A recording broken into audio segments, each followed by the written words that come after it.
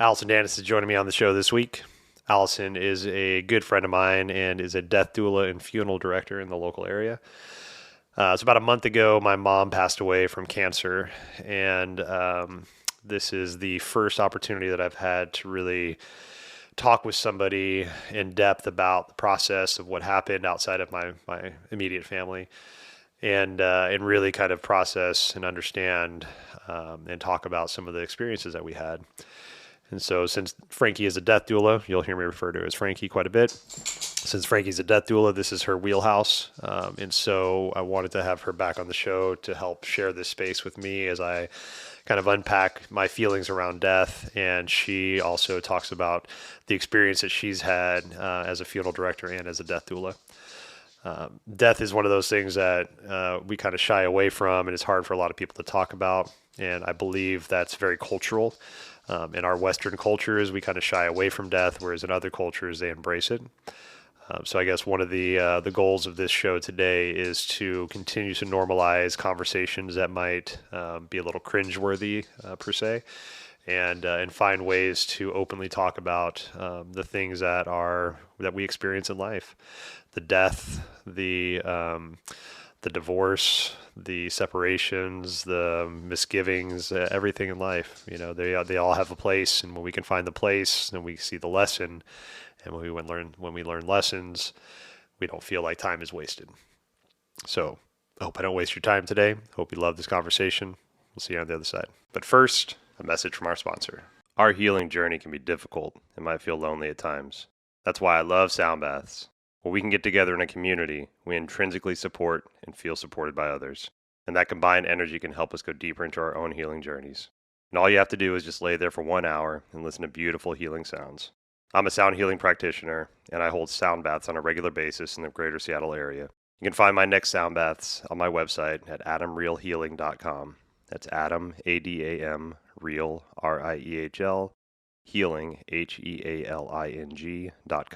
AdamRealHealing.com. Your healing is worth your time. And now an uninterrupted podcast with Allison Frankie Danis. All right, welcome back. Today I have a return guest, a dear friend of mine, Miss Allison, aka Frankie Danis. Frankie's been on. The last time she was on, we talked about her new profession that she stepped into, which is a death doula. So we have birthing doulas and death doulas, and we'll get to the third doula later that I've just made up in my head. But so in death doula, that was something that I'd never heard until you brought that up. And now that you have, another mutual friend, Michelle, has gone through training, and it seems like that's a profession that is now getting some momentum, and people are starting to move towards that, which is fucking beautiful, right? And we'll go over what a death doula is in a minute just to refresh. But you're also, with your death doula work, you're also now a funeral director in a local funeral home. Mm-hmm. So, I mean, that's, surrounded by death, more or less, yep. You know, from your professional life. And that can be a very stressful kind of space to live in. It can be a sad space to live in. But it's also, I think we need, and I don't mean strong in the way of like grit strong or like, not acknowledging our emotion strong, but somebody that's a strong human being that can hold space for somebody that's grieving. And in our relationship that we've known each other for almost like 10 years now, almost, mm-hmm. Right? 8 years. That's crazy. Right? Wow. Yeah. Wow. That's right. Cool. You're like one of my oldest friends now. Yeah. In that time, I've seen you transform and from, the human that I first met during yoga to finding the passions that you now have and then exploring those passions and now working in that field and helping people, helping families, helping individuals, helping people that don't have people, mm-hmm. Right? And that's one of the biggest hearts that I've seen. So thank you for having that beautiful heart. Thanks, Adam. Yeah. So it's been about 2 years that you've been in the death doula, like official kind of namesake? Yeah, just about 2 years. And at the funeral home directing about a year now. God, it's already been a year. Wow. Mm-hmm. So now stepping into both the death doula and the funeral director side, mm-hmm. which both are very different. The death doula, actually, why don't you explain? Do you mind explaining just a quick refresh of what a death doula is? So death doula is like birth doula, except for this is geared towards the end of your life. Someone to basically hold your hand through that, and that looks different for people. It's getting ready for the end of your life. Maybe it's planning for your funeral, and maybe it's planning for the grief that you'll have once you've experienced the loss. Yeah. It kind of covers that whole umbrella. Nice. So let's say, so I'll get to the whole crux of the story later, but my mom just passed recently. Yeah. But now, fortunately for her, we had family around her always. Right? There was family around her to support her. So if we requested a death doula in that sense, it would be more for the let's make sure that our paperwork's in line. Yeah. Mom's death certificate, mom's will, mom's blah blah blah, all the things, financial documents, yada yada. Yes. Okay. Yes. And so that's one layer of it. Now, let's say that mom was passing and had nobody around her. Like the sons weren't there. She was alone. So another layer of that would be you basically taking on like hospice, not the hospice care, but being like the person to hold the hand while they're passing away. Yeah. Yeah. Just sit in there with them, Yeah. being in that space. I think it's, you think that there's all these things that you need to do at that end of life, and your mom had all of you guys around you, and you're experienced with energy work and Reiki, so that's beautiful. But in the event that someone doesn't have that kind of support, just going and being with that person, and a simple touch to their arm is probably meaning the world. Playing some music, Yeah. but yeah, mainly just being there. Yeah. And that's, like I said, my mom, we were lucky enough to be able to rally for my mom and be there with her. But even in those, there are a few moments where she didn't have somebody there. And it was maybe like an hour sometimes, like not a long time. And just seeing, like when somebody finally came back in, like seeing the gratitude that she had of like, oh my God, finally somebody's back. Yeah. And just thinking that there are people in those hospitals that have nobody, that nobody is coming in to see them, to check on them, except for the nurses and the doctors. And as much as the nurses and the doctors can care and can love, there's a limitation on what they can do. Right. And so, and it's terrifying. And so, like, just like you said, just a hand on the shoulder, a loving gaze in their eyes, a laugh at their joke. Yeah. Just to let them know that somebody, another human being is there with them. Yep. Yep. That's, oh man. And so with my mom, I'll just go into the story. We'll dive in a little bit deeper later on. But my mom was diagnosed with cancer back in February. And so it took about 8 months for my mom to finally succumb to the cancer. It seems like just yesterday. Oh, fuck, it does. I was in that circle with Monica. I gave her a flower crown that day, and Wow. she let us know. It just feels like it was yesterday. Yeah. Not a whole lot of time. No, it doesn't. No. It doesn't at all. And it's funny because there are times where it seems like it took 5 years, and there's the times where it's like, God, it just fucking happened. Yeah. So my mom was diagnosed with cancer in February, and she put up a good fight. She had lung cancer, stage 4. The biggest tumor was blocking her bronchial tube on her left lung. So basically every time she tried to breathe, it would collapse her lung. By the time we found out that she had cancer, she had so much fluid built up in her chest that it pushed her heart out of her heart cavity. So she was in immense amounts of pain, and we couldn't figure out why. Now we figured it out. So got her in there, and she responded well to treatments. Put a catheter in, drained the fluids a couple times a week. Not radiation, but chemotherapy, and the drugs that she was on was managing the pain, managing the symptoms, and it seemed like everything was going well until July. She the drain tube stopped draining, and they went in to readjust it, and then from there they basically found out that it spread to her heart and her bones, and so she chose to step away from treatment. She chose to say, "Look, I'm 69 years old. I lived a good life." She was a very loved human being. She did a lot with the life that she had. She was a fucking powerhouse of a human, and she chose to pass along on her own free will, and that was beautiful, right? I think that's a great. I don't want to use the word example because it's not like she was doing this to show that she could do it or to say, hey, look, this is the way to die. But It was a beautiful way for her to choose, right? Yeah. And a lot of times right now, we don't have a lot of choice in whether or not we pass. Yeah. And so that was a beautiful gift for me to be able to witness her, leave in that way. But it was the first time that I was able to sit with somebody in their passing. When I've had people pass in the past, it was a phone call. Hey, sorry, this person died. And you're like, fuck. Yeah. All right. So this is the first time like I sat with my mom. I didn't watch the light go out. I was in the house with her, and but yeah, it was a very surreal experience, the whole thing.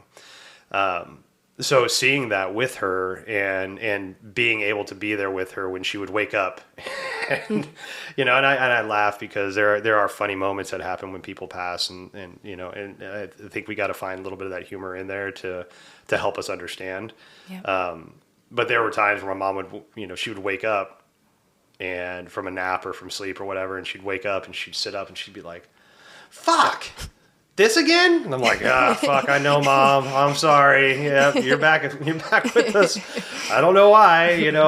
I love the fact that you opened your eyes again, but I also know that you're in a lot of pain and that this is not the place you want to be anymore. Yeah. So, but to be there and to be able to like soften that blow of like, fuck, alive again. Like I'm ready to die. I've got cancer all over me. I'm bloated beyond fucking recognition.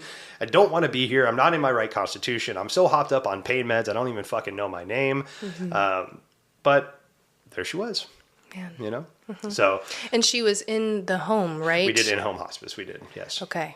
Which was very, very beautiful. So beautiful. Yeah. It was very nice to be there with her. We exchanged shifts, on the 3 or 4 days preceding her passing. And and it was beautiful. It really was. But did your family that was around, did they all have that same feeling of being okay with her choice to go? Like, did you have anybody that was resisting that, or were you all kind of on that same page of, okay, it's what she wants? And I can say on the surface, everybody was agreeable with it. I do think some people might have had some second, like, oh my God, I can't believe that's happening. Yeah. More of the sadness than the judgment, I guess. Right. But yeah, most definitely the levels of acceptance were very different. And, some of the things that, we all process things differently, right? We're all going to process death differently. Yep. And nobody can force their process on somebody else. And I think that's one of the main things to learn about death and the dramatics of death is that just because you found peace with it, or you found some kind of understanding, or you've accepted it in some kind of way, doesn't mean that you can shove that down somebody else's throat and expect them to believe it, and vice versa. For sure. Right? And I know that, and you know that, but I can tell you as a human, it's hard. That little voice creeps up that says, there's got to be something else we can do. Right. There's another way. Right. So. Yeah. Okay. And there's, one of the examples I have of that with my mom passing is, so when she did finally pass, it was myself and Monica and my younger brother Andy and his girlfriend Crystal were in the house, and I had just come off the night shift with Mom. It was pretty tough. She fought for a little bit, and there was definitely a lot of the signs of those last bits of life, which if you've read about or if you've experienced, there's that surge of energy of like, get the fuck out of my way. I'm fucking living. I'm going to fucking live. And my mom, she almost threw me across the living room a couple times because I wouldn't let her go to the bathroom, and I'm like, just, you have depends on, Mom, you're going to be fine. And she's like, get out of my, and she's like He-Man strength, like pushing me, like, holy shit, like waking up the house screaming, help, help, help. I'm like, oh my God, it's like 3 a.m, Mom, like fucking hell. I only met your mom one time, but that doesn't surprise me at all. Oh my God. It was very amusing, in those moments, but at the same time, like, so when she did finally pass, I was asleep in one of the rooms, and Monica had come in a couple times and was like, hey, things are happening. I don't think there's much more time. And I remember rolling over and I was like, does she have the death rattle? And that's that coughy kind of like rattly throat breath that, Yeah, you don't have the strength anymore to swallow, so it kind of all just kind of gathers in the back. Yeah. Yep.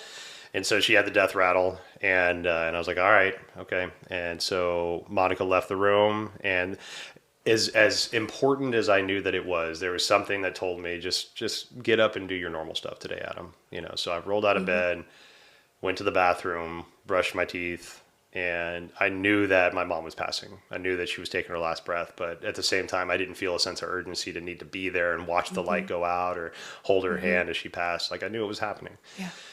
And so I finished morning routine and went out and, they were standing around her and she had passed. She'd left, and I went over there and I gave her a kiss on the forehead and squeezed her hand and just looked at her in those last moments and appreciated who she was and what she gave us and all that stuff. And I felt okay. And I still do. I feel peaceful with that. And but the way that my mom ended up passing technically was that she drowned because the fluids in her lungs weren't being drained, and eventually it just kept building and building and building, and she passed, right? Yeah. And so if I look at that as contributing information into my emotions, if my mom drowned, I'm sad because that's suffering, right? And my mom, I don't want to picture, when I picture in my head, even though I've witnessed her in the bed, I picture drowning as like flailing in an ocean or a pool and like fighting for air, fighting for life, and like not wanting to go and all this stuff. But that wasn't who she was. That wasn't what she exuberated at the end. Like I said, she woke up and was like, this fucking again, So that picture in my mind doesn't equate with the way that she passed. And so that information doesn't lead me to change my emotion around the way she passed. Whereas once one of my brothers found that out, it kind of sent him into a tailspin because holy shit, my mom fucking drowned to death. Right. And again, that's information that you can do whatever you want with. Right. But I'm not going to go to my brother and be like, dude, it doesn't fucking matter. She's dead one way or the other. Right. That's callous. That's bullshit. I would never jeopardize our relationship, but also his emotions by not letting him process the way that he needs to process. Yeah. Right. I don't know if there's any good way to go. It's just, drowning's no good. Right. I can't think of anything that sounds that great. When someone says they passed in their sleep, there's always something. It's not really like you passed in your sleep, right? Something went awry. Right. I don't know. I've heard of drownings in the other way, of that they were peaceful. Maybe you've seen them in the movies, right? Where you're just kind of drifting in water and you start seeing lights and I don't know. I don't think it doesn't sound easy. No. I don't think she had an easy way to go at all. No. And I'll just continue on. We won't spend this whole time talking about my mom, but No, I wanted to know. I've been wanting to know the story. It's the most recent thing on my mind right now with this subject, and so with again, like with the humor, right? And I don't want to focus on the humor, but I want to make sure you realize and people realize there is humor in all moments of life. Yeah. And with my mom, this isn't where the term came from, but this kind of solidified the term. So my third doula that I've been experimenting with is called the joke doula. So we have death doulas and birth doulas, and I've developed this new thing called the joke doula. I love it. So with the joke doula, the idea is that life has comedy around us. Like there's natural comedy in life, just with the way people act, the way people respond. Sometimes people trip and fall. Like there's just comedy around life. And so the joke doula's job is to just recognize the comedy and make it known to the world, right? Anybody can be a joke doula. There's no training. It's situational comedy. You look around and just like, somebody just like said something funny, right? And you're like, hey, that's what she said. Like literally, she just said that. And you're like, hey, that's a thing, right? Yeah. Then there's so many different opportunities for joke doula-ing, right?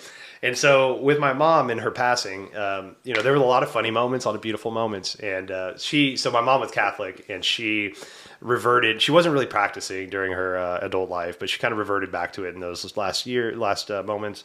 And she would wake up and do the Lord's Prayer all the time. Hail Mary, full of grace, hallowed be thy name. I don't remember it all, but she would go through that and over and over and over again. And it's like, okay, cool, Mom, pray. Yeah, pray to your God, pray to, whoever's out there to save you and help you out. Speaking of the Lord's Prayer, can I tell you something embarrassing that I'm totally willing to admit? Please do. So I was not churched growing up. Okay. Never went to church, ever. I like that term, churched. That's great. Not churched.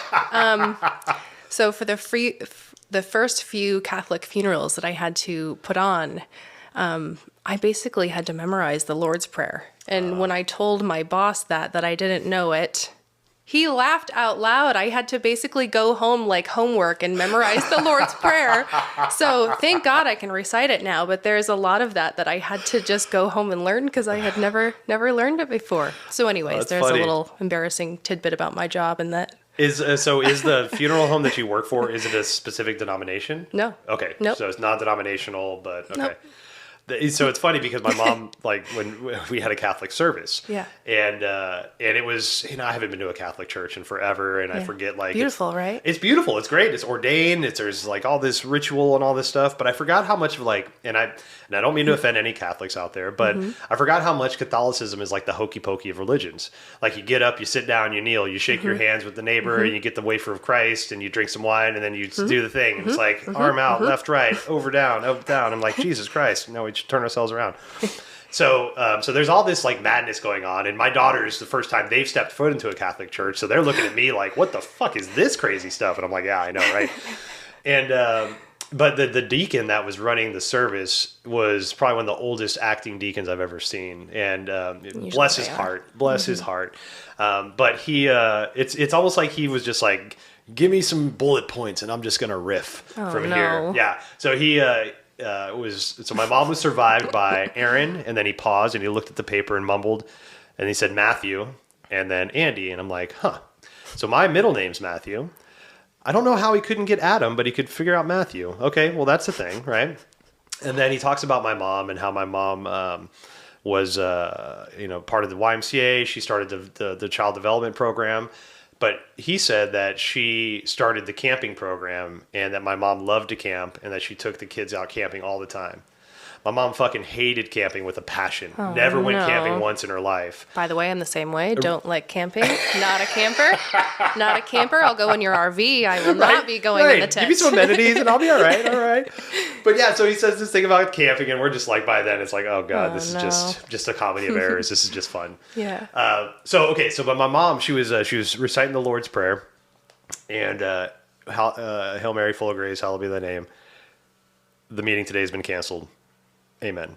No. I'm like, what the fuck? Wait a minute. And then she would just like close her eyes and go back to sleep. There was so when you were able to laugh at that, yeah? 100%. Okay, cool. 100%. Cool. I was laughing my ass off at that. Nice. When I had the night shifts, I did 2 night shifts for my mom before she passed, and so it'd be from like 10 p.m. to about 3 or 4 in the morning, and mainly we just needed to be there just so, again, she'd wake up, she'd have somebody there, she wasn't confused, all that fun stuff. But she was super restless. There was not a lot of sleep that would happen, and she would always wake up and all this stuff. So what I would do is I would sit next to her and chant. And so I would sit in meditation next to her and meditate with her for hours, chant Om, chant the Medicine Buddha chant, and just try to help her find peace. And it was beautiful because I could see the mantras helping her.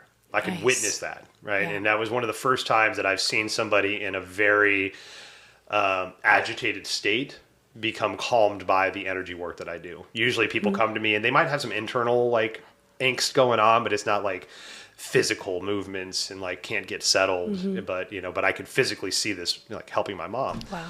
And so it was beautiful. So I sat there for hours and I would just chant next to her. Yeah. And so the second night I was in there chanting next to her, she opens her eyes up, she starts her prayer, Hail Mary, full of grace, and she could hear me oming, I guess. And she just like stops, and I have my eyes closed. I can hear her moving, I can hear her talking, but I wasn't looking at her. And I hear just silence for a second, and she goes, "What are you doing down there?" And I open my eyes, look up. I'm like, I'm chanting for you, Mom. I'm meditating with you. And she goes, "That's silly." She went back to sleep. Like, oh, God damn it. Thank you, Mom. Love this. Did you ever pull out the sound bowls or anything like that? Yeah, we did. Yeah, we took the Tibetan bowls down there with her a couple times. Once when she was in the hospital, twice when she was in the hospital, and then for the last time when she was in home hospice. And it helped a lot. It really did. Oh, I can imagine. And it's interesting whenever you start to experience something in your life that might be challenging, how much of that challenge manifests in your life. And once I found out that Mom had cancer, I started working with probably 4 or 5 clients that were in some kind of cancer treatment. And they came to see me for pain relief. And it's like, yeah, totally. Right. Yeah. I'm going through this right now. I'm very empathetic to this type of modality and helping out as much as I can. So yeah, it was very beautiful to watch that. With tuning forks also helped a lot. Any kind of energy work was just, it was helping to soothe the pain and to take her out of that pain state. And I'll point this out. I think I did this last time too on your podcast. You recognize that you're the doula in that scenario, right? I wonder if this is going to turn into something for you, maybe more of, I don't know, would you like to be in that space with people that are at their end and you can provide sound? And I really would. Yeah. And I feel that when we should. when we went to the hospital and we brought him into the hospital, the nurses were like just bonkers over it. They're like, "Oh my God, that's what you do? Can we have a sound bath?" I'm like, "Fuck yeah, man. Yeah. You guys work your ass off, Gave a little sound bath to the nurses, Cool. and they're in their nurse station. Cool. So yeah, I do see place being made for these alternative modalities, and I feel it being welcome too. Yeah. Whereas before, maybe some of these medicines and practices have been shunned. But what I'm seeing also too, and again with my mom's recent experience, is that the doctors that we worked with, no offense to the doctors, but they were shit. They were afraid to look people in the eye. They were afraid to give actual advice. They were afraid to just speak, really. And it was the nursing staff, the support staff that were the honest ones that said, "Hey, look, this is not going to fucking end well. You should start preparing. You should start looking at different things. You should maybe look at this as an alternative medical help, Yep. And so I think a lot of the nursing staff are very open to the ideas of alternative healing modalities, whereas the doctors might be set in their ways because of whatever they're having to go through, whether it's insurance and malpractice and blah blah blah blah blah, whatever it is. But like it was pretty astounding to see how standoffish Maybe it's all doctors those years were. of schooling. That too, Just socially constantly, awkward and don't even know how to like be a human who knows? anymore. Yeah. But yeah, no, I think in these moments where I found a lot of strength sitting with my mom and after the conversations with you and Michelle now, like I think that would be something I would definitely be okay with. And that's just, I feel like, an illustration of everybody's role. I feel like the doctor's role is just that, not necessarily to come in with their, advice. With their bedside manner, which has kind of gone away. Like biologically keep your mom going, right? Okay. Fix the things that are broken, in my eyes anyways. Okay. And then I do feel like the nurse is kind of that role of comfort. And then you're there as you have your own role of healing. Okay. So I just think that's everybody playing their roles right there. That's their dharma, right? I like that That's a their lot. dharma. I like that a lot. Doctors trying to fix it. Yeah. You're there to heal. Nurses are just there to kind of hold your hand along And the way. support, yeah. Go nurses. I They're too, great. fuck yeah. man, the nurses are. I've just got so much love and respect for the nursing staffs and support staffs in hospitals. Yeah. But that's a really good point, But I think that would work if we could define that and say, hey, look, okay, so we see this is the way things are going now. Let's just delineate this shit and say, hey, look, you're responsible for this. You're responsible for this. You're responsible for this. But end of the day, somebody is responsible for making sure that human feels loved and supported. Yeah. Right? Whoever the fuck it is, somebody's got to make sure that person feels loved and supported. Yeah. Because we don't want to be scared and we don't want to be fearful and we don't want to feel alone in those last moments of life. Yeah. It's already lonely. We come into this world alone, we leave this world alone. So if we can have some support around us in some kind of way, like yourself, like the delineation of duties for hospital staff, whatever that might be. Yeah. Yeah. If I go before you, Adam, I request a sound bath. Deal. Also, heavy dose of psychedelics. Deal. Psilocybin. Yeah. That's so thank you for bringing that up. A lot of the work that's been done around psychedelics and what they help us with, psychedelics, especially psilocybin, has been shown to really help people with end-of-life acceptance. Yeah. So when you're afraid of the disease that you've contracted or the sickness that's going to take you or something of that nature where you're knocking on that door, psilocybin has been shown to be very beneficial to show you that, hey, it's okay. Yeah. You're okay. You're going to be just fine. It's going to be sad for the people that stick around, but you're on a brand new fucking journey. Yeah. And that's going to be really, really interesting. It's hard to describe it, right? It's one of those things you have to You have to experience it, You do. and then you're like, oh yeah, that would really work for end of life. You just, Yes. yeah. Yeah. They are using it more and more for end of life healing, so that's exciting. That's really exciting. Yeah, it's really good. There's something that came up when I was thinking about that. I was actually meditating right before you came over. And so right now I'm reading a book called the Mahabharata. And it's the parent book for the chapter of the Bhagavad Gita.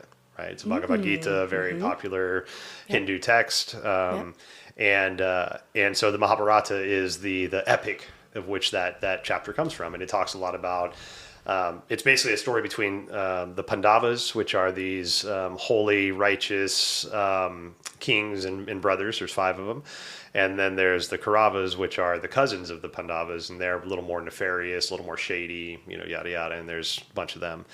And so basically the Mahabharata it's like a morally backed story about how the Kauravas keep screwing over the Pandavas and how the Pandavas are staying righteous with their the holy merits that they hold. And, they get duped out of their kingdom, even though it was a shady deal. They said, okay, cool. Like, we'll take it. We'll leave. We'll be exiled for 13 years. That's totally fine. But in 13 years, we come back, we get our place back. Right.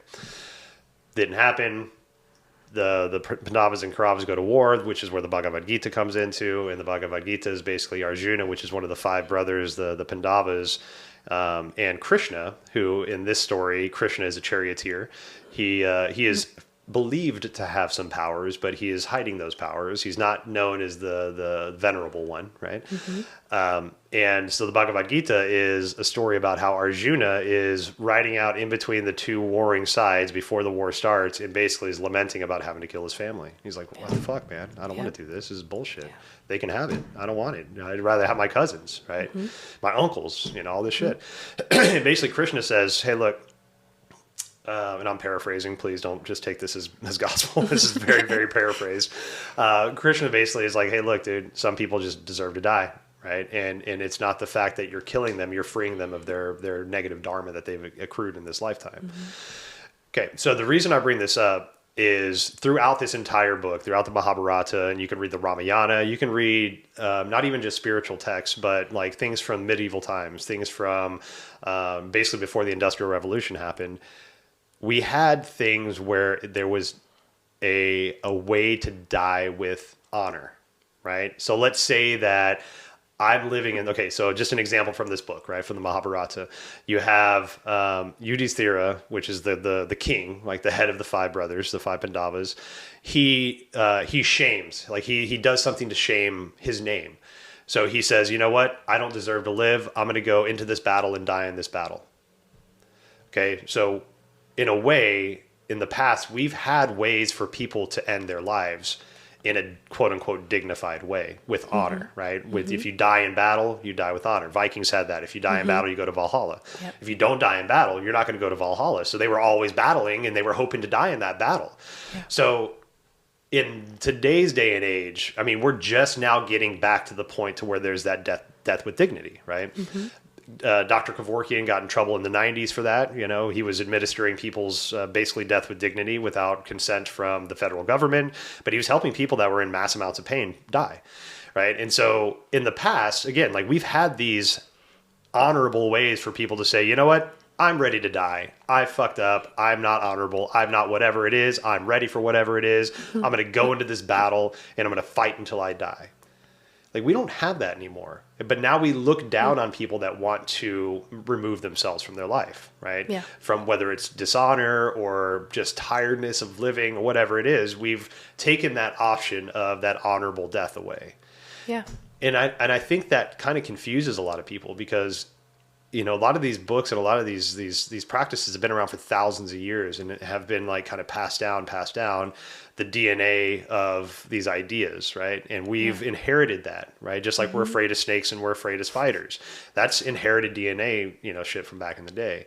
So we've inherited this idea that, we have the right to pass. We have an honorable way to die, but we've taken that away from society. And so I think there might be some confusion around death too, because like we just have to sit here and wait now. Like we have to sit here and wait until it's done. It's like, oh, okay, we're just doing this again, right? And so, and I'm not saying that into saying that I'm okay with suicide or I'm okaying a way to take your own life, but with the resurgence and the ideas of death with dignity, which I know California is a death with dignity state, and there's a smattering coming across. You know, we're finally getting to the point where people can choose to die, like we used to be able to. We've gone through hundreds of years now where people have just like had to sit there on their hands and be like, well, if I kill myself, that's a sin, right?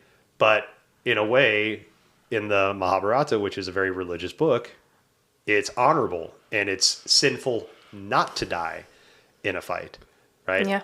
You have to die in a fight, right? You have to die with honor. So I don't know. There's just there's a bit of confusion around death in general, and how we accept it as a society and how we embrace it. And in a way, no wonder a lot of people are afraid of it. You know, we just don't know what to do with it anymore. You got advancement of medicine, which is a big one. You just feel like you got to keep fixing it and go until you can go no more. Which is interesting because, I mean, a lot of the medicines, too, that we have now, let's take like Tylenol, right? I have a headache, body aches, let me take some Tylenol. Ibuprofen, right?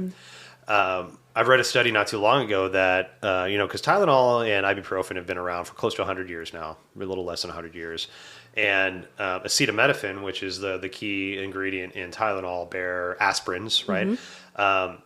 They found that overexposure of that chemical, of that medicine, I guess, causes the dilution of your senses. And that's not just like how you see, smell, taste, feel. That's also how empathetic you are, how compassionate you are. And it dulls the sense of empathy. It dulls the sense of compassion, right? And so like, and people are taking that stuff like candy daily, multiple times a day. And you're saying this is like a permanent change, not just a change that you have while you're taking this? Or? I don't remember, actually, you know what? I don't remember the full study, if it lingers or if it stops after you've stopped. But that's, you know, I'll definitely have to look into that. But we have all these medicines and all these things now that mask these symptoms that we have or that prolong our life. And I mean, but they got the side effects. Right. Yeah. I know, right. There's the side effects, yeah. but also there's I mean, I don't want to sound callous or, you know, but why do you want to stick around for that long? You know, like there's people, there's the transhumanist movement, right? And there's variations there's transhumanists that want to find some kind of medicine that will prolong life, that'll stop the degeneration of cells, that will, you know, just help us live longer. There's the transhumanists that want to somehow either merge with artificial intelligence, where like I upload my consciousness into some bot and then I can live forever. Body dies. I mean, there's Oculus right now where you're wearing a pair of glasses that has like an upfront screen that says, like, if I walk in front of Frankie and all of a sudden it says, hey, Frankie, here's her Facebook profile. She's dating Morgan, blah, blah, blah. All these things about Frankie. And I'm like, what the fuck, you know? So there's like this transhumanist movement. But the question that I keep hearing, and the one that I haven't really found an answer for yet is, what are we going to do with everybody if they can live till 150 or never die, right?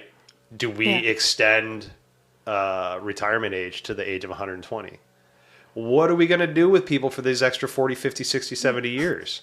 Do we have the job structure to fuel this economy with these extra people sticking around? And if they are sticking around after the age of 80, are we going to improve the quality of life of what 80 plus is going to be so that they can actually appreciate these older years? Or are you just going to keep deteriorating in some kind of way until you're just this hook like them up to a machine for the next 30 years? Yes, exactly. You know, so again, I'm not trying to be callous or anything, but like, it comes back to the question of what's your relationship with death? Right. Are you going to hold on until you're 130, hooked up to whatever, taking whatever medicines? And where is that line of, like, how bad does life have to get before you're like, okay, I'm ready to go. Right. You know? Right. There's a show I watched not too long ago on Netflix called The Sandman. It's an interesting show, metaphysical kind of stuff, you know, and it's basically about like the Sandman, the mysterious, you know, the guy in your dreams and blah, blah, blah. Right. And so the Sandman, encounters this human that wishes to live forever, and he convinces the Sandman to say, okay, yes, I'm going to grant you that, I'm going to let you live forever. But the Sandman was like, we're going to meet here every 100 years, exactly every 100 years, we're going to meet in this bar or in this space if there's not a bar here. And I'm going to check in with you because I think eventually you're going to be like, fuck this. This is bullshit. I want to fucking die. So first two times they met, they come back and the guy was like rich as shit. He was just fucking living it up, had women, had wine, all the things, all the gold, all the stuff. Third time they met up, the guy was just disheveled. He was just disheveled. He didn't want. Had no money. He had nothing going on. He lost everything. He was homeless. And the Sandman was like, "All right, so cool. You want to die now?" And he's like, "Fuck no, man. I got my whole life to turn this shit back around. Right? I can keep going. I'm never gonna die. This is just a downturn, right?" And so, like the next time they met, he was a politician of some sort. You know, he had all this power and blah blah blah. Yeah.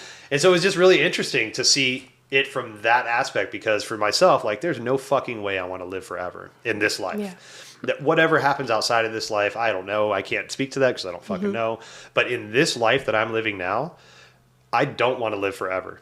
I don't have a desire to. I don't want to die tomorrow, right? But I'd be okay if I did. Like, I'd be sad, you know, miss my kids would miss me, whatever, miss you, Monica, all these things, right? But what's next?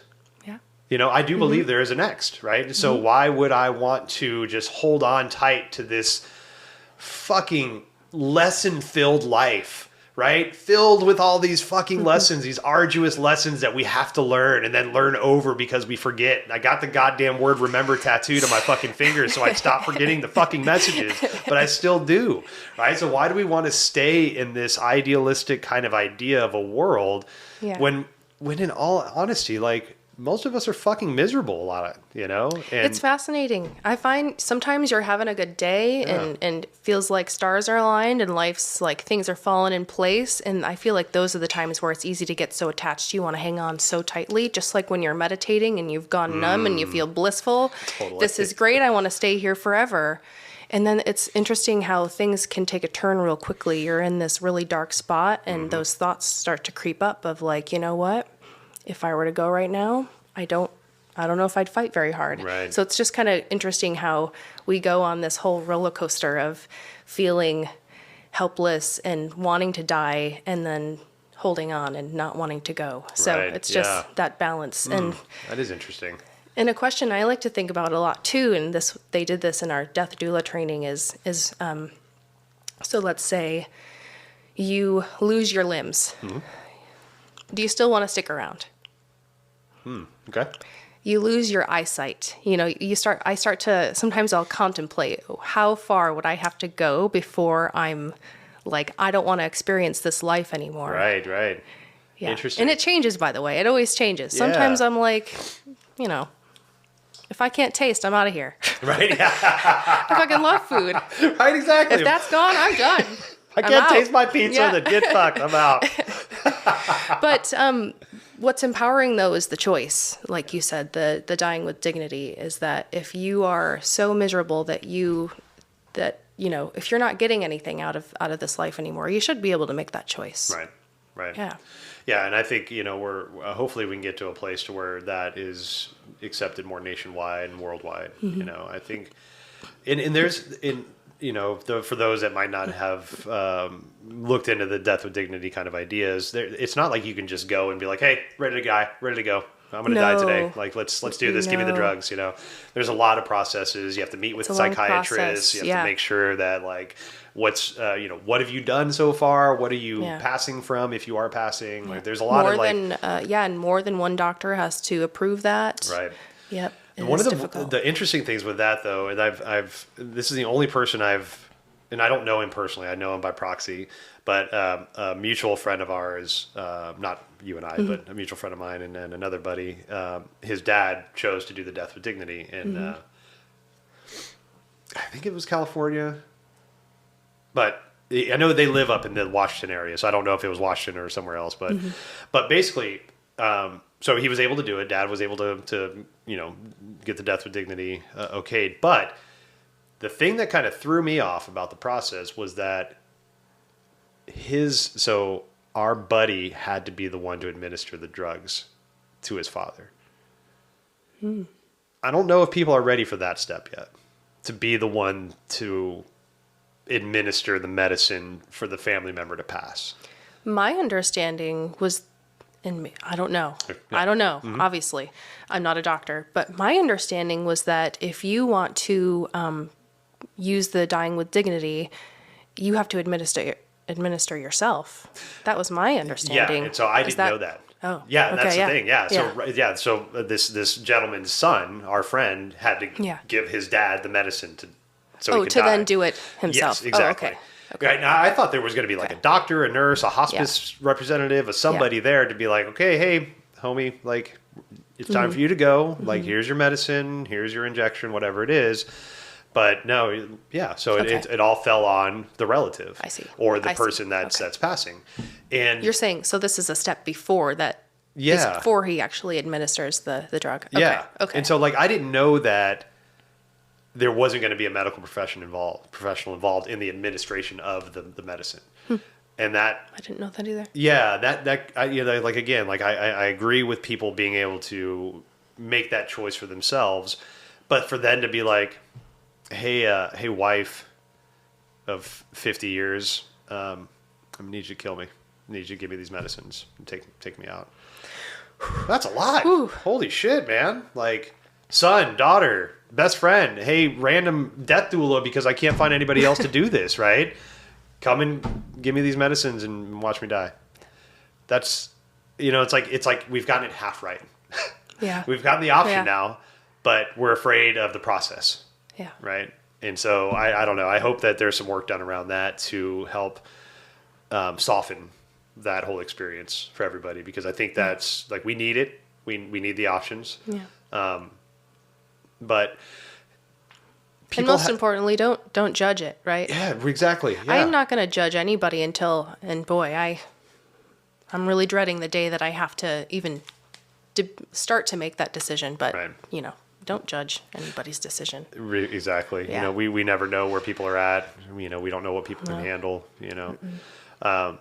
But so with the idea of having to administer that either drug to yourself or to a loved one,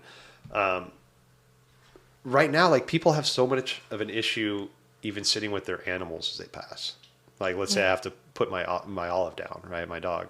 Mm-hmm.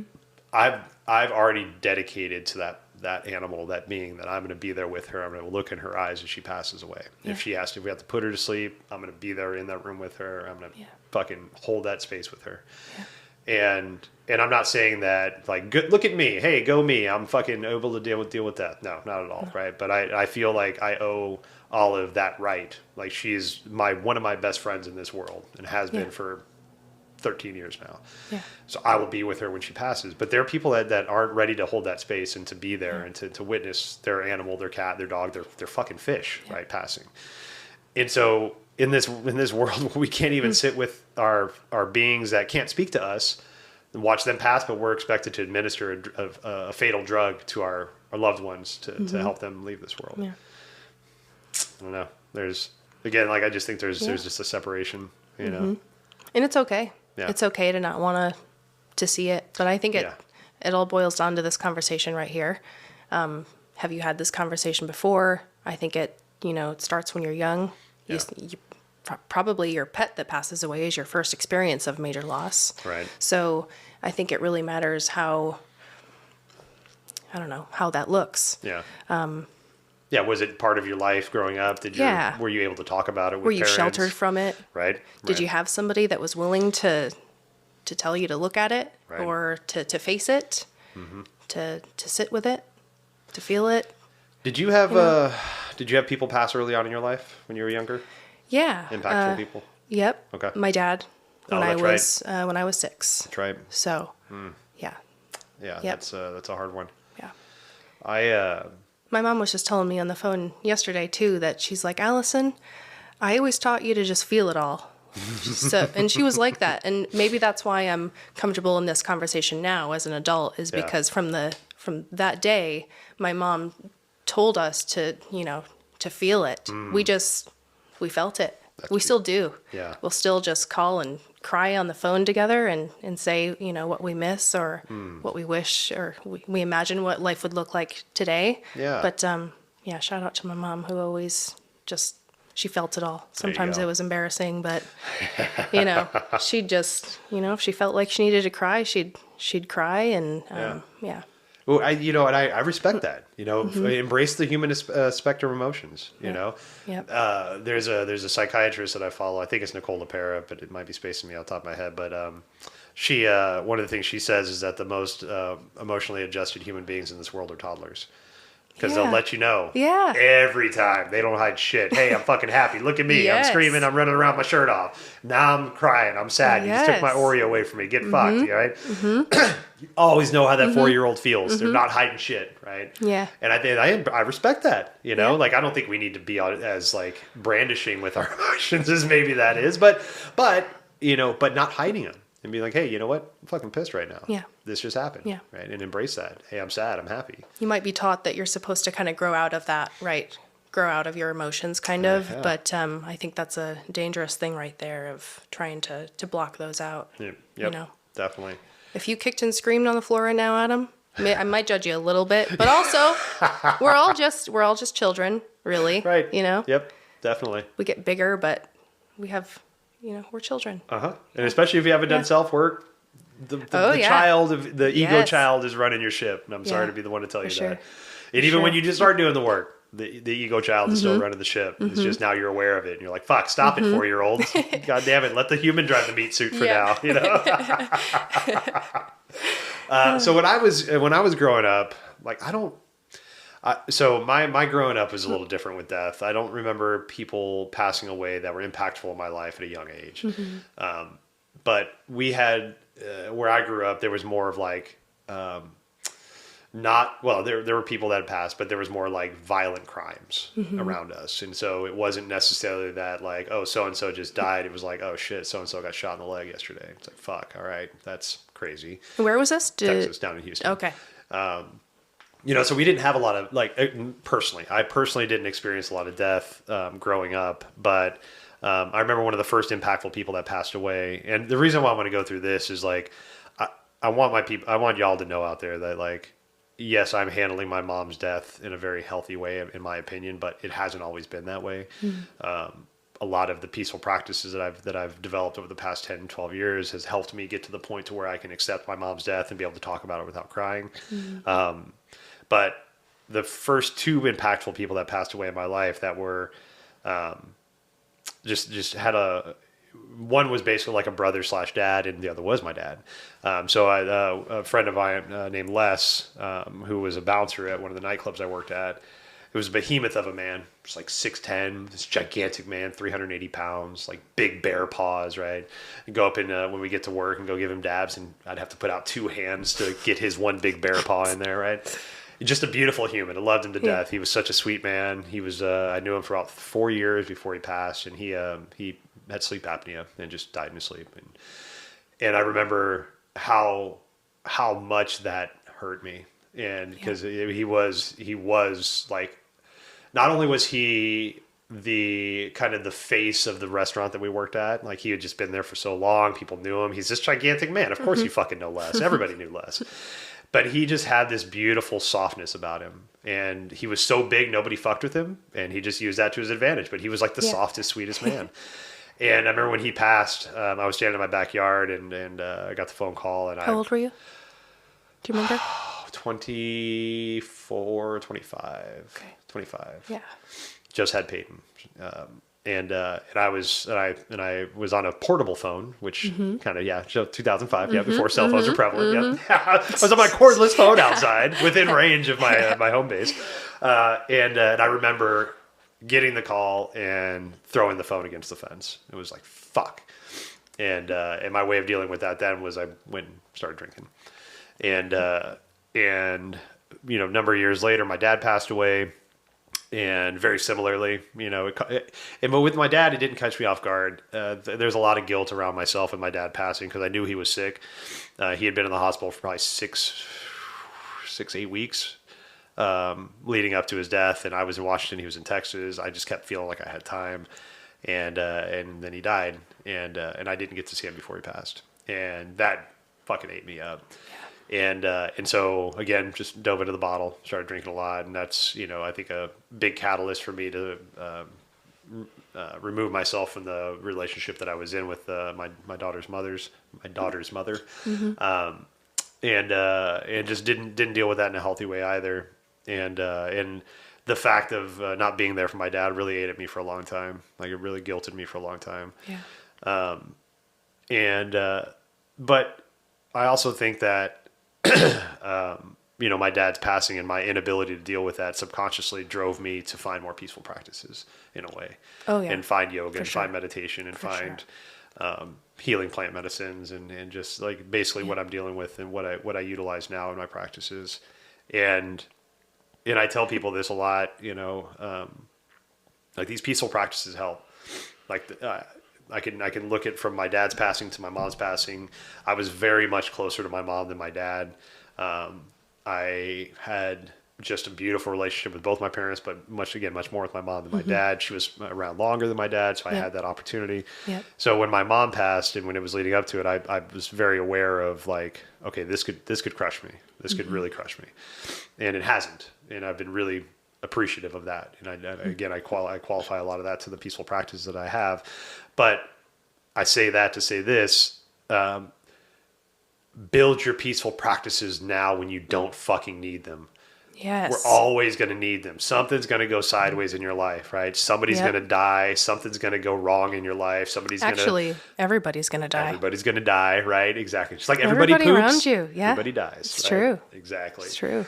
So build your peaceful practices now when you have the time and you have the brain space, you have the wherewithal to actually appreciate what you're doing instead of being in those moments of grief, of solitude, of just remorse, and then saying like, oh, now I'm going to go try to sit and build a meditation practice and sit in silence for 10 minutes and not think about how much I miss the person and how much I want to not be here because that person's not here. Whatever stories in your fucking head, right? Build your peaceful practices now because you're going to need them. And it doesn't mean like go pray, go sit and meditate. Your practices are yours to build, right? The way you find health and you find relief and you find peace is going to be different than me. Like it can be CrossFit for you where it's yoga for me. It could be sprinting up a fucking mountain, right? For you where it's sitting in meditation for me. Like it's whatever it is, but have your peaceful practice. Build that shit. Yeah. You're going to need it. Yeah. Mindfulness, maybe more specifically. Maybe not, I don't want to say one's better than the other. I've noticed though, and I asked you if you had yoga with your dad's passing, only because something that I've connected is with my yoga practice. Teachers will always tell you like this practice that you're doing is, carry it on with you outside of this room. Right. And you do, because then you're in these moments of grief or whatever it is, anger.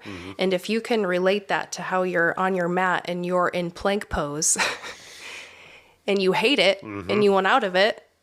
And if you can just learn to be with it and breathe and just be, Yes. I've noticed it's just yoga. Yep. It changed my life. It does, most definitely. Helps me deal with life for sure. So, and that that actually brings up a really good point. I have a friend of mine, Ian, that we talk a lot about how at least people in the West, we have an inability to sit with sensation now. Yeah, we want things to be. We're always thinking about that next thing, right? And so whether it's intense, good sensations, intense bad sensations, we just want them done, and we want to move on to the next thing. So sitting with that sensation. And I think that to your point, that's one of those things yoga taught me was to sit with sweat pouring into my eyes, burning with like no tomorrow, my front quad shaking like a martini in a fucking shaker, just willing the teacher to open the fucking door and to let us take a break. Just please hear my voice inside my fucking head, but I'm still holding the pose and there's still water going in my eyes and I can barely breathe, but I'm waiting and all of a sudden downward dog. You're like, oh, fucking hell. Thank you, God. Oh my God. But to that point, we're learning how to sit with those sensations. Yeah. That's and you great. get to a point where you can then watch your mind and see where it goes when you're in chair pose or whatever pose that's making you sweat in your eyeballs and you're praying to God that you'll soon be in a different pose. But when you're able to, it's been years to get, probably same for you. You don't just go to yoga a couple times and discover this mindfulness, but over years of practice, you begin to like watch your mind where it goes. Really tough when you're in the midst of grief. But the more that you can, like you said, practice now and get ready for it, because it's inevitable. It's going to happen. Things are going to go wrong. Yeah. Winter is coming. Winter is coming.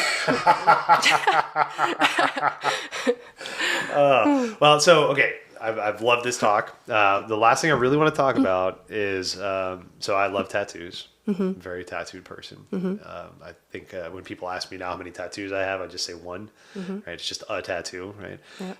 But one of the things I do love is tribute tattoos, and for people that have passed in my life. And I feel a lot of love and comfort when I look at my tattoos that are for somebody that had passed away.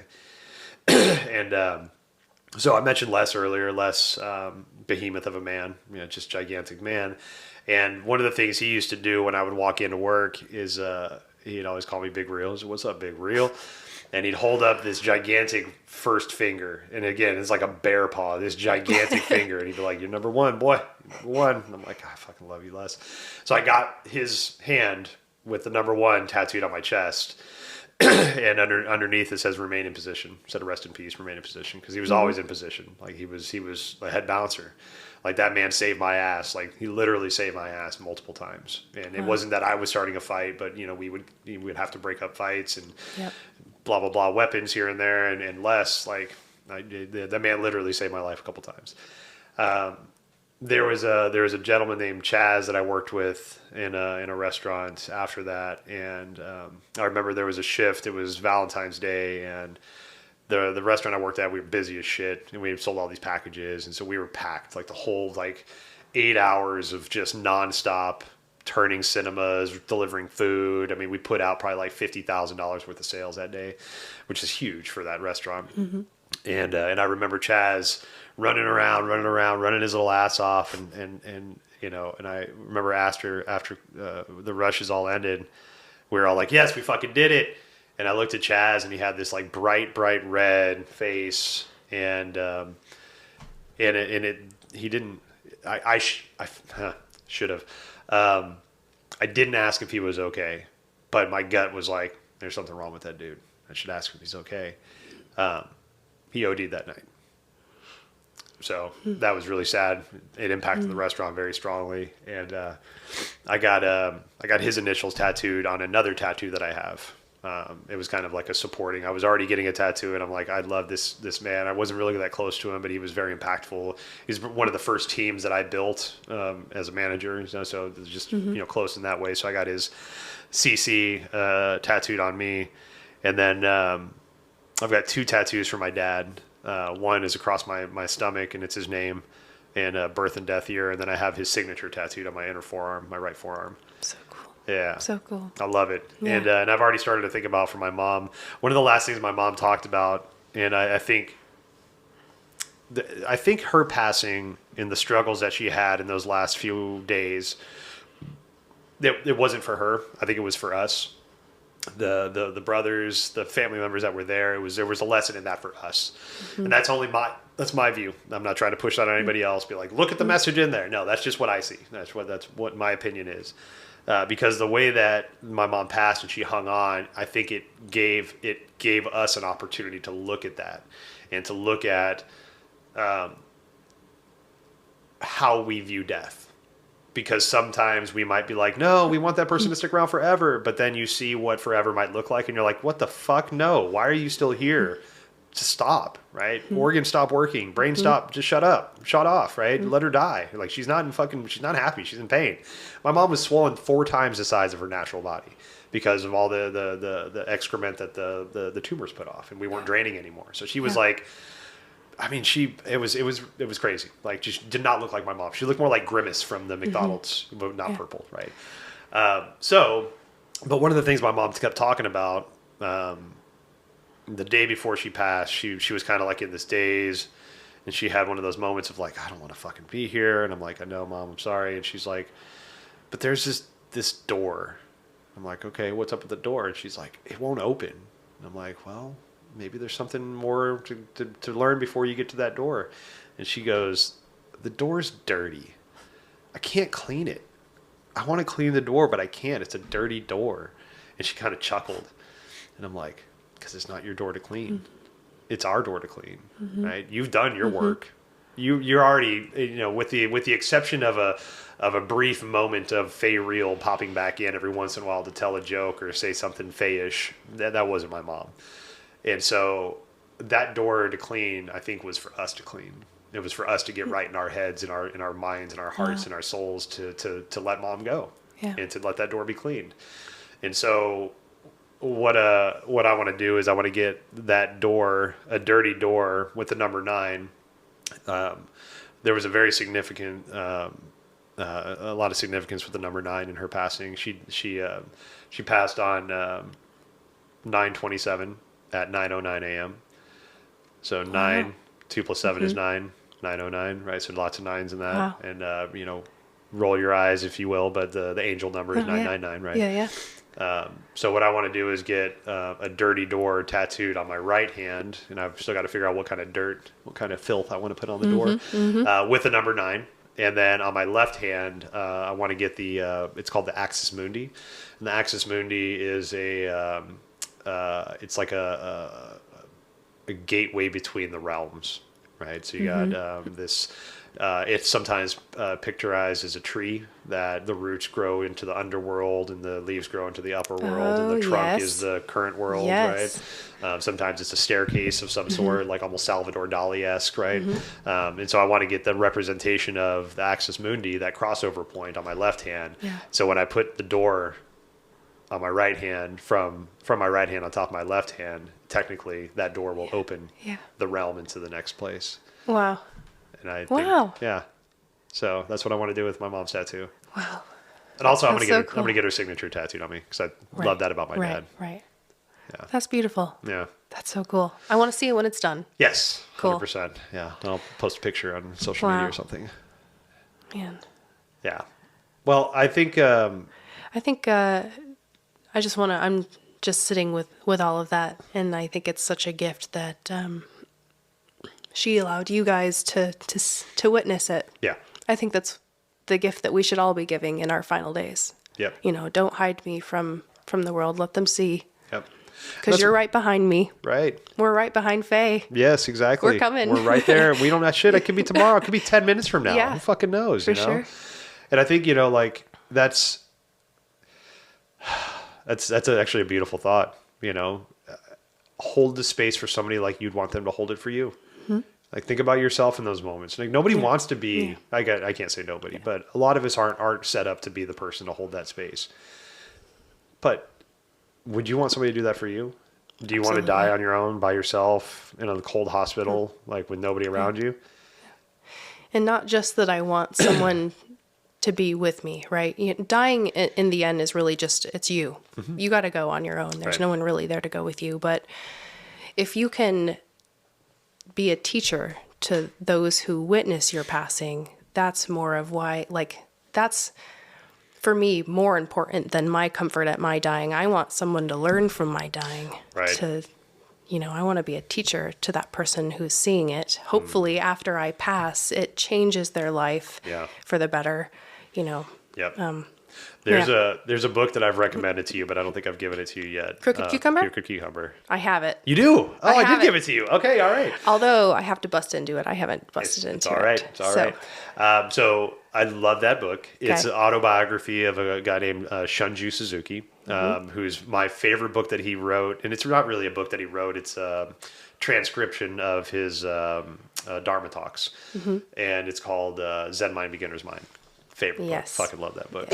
But Crooked Cucumber is the the biography of Shunju Suzuki. And so Shunju came over to the States in the early 50s with Dogen Zenji.